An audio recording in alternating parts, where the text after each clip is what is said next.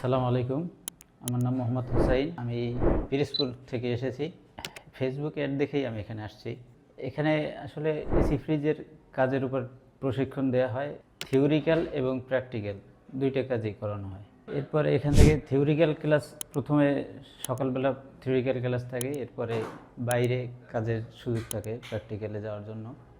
বাইরে বিভিন্ন ধরনের এসির কাজের জন্য যাওয়া হয়।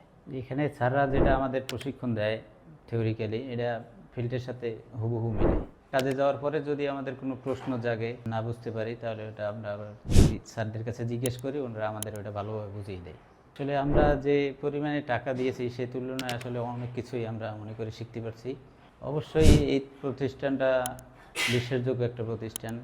যদি আপনি বাস্তব কাজ শিখতে চান এসি ফ্রিজের জন্য, আমার মনে হয় এটা আপনার জন্য বেস্ট প্রতিষ্ঠান হতে পারে।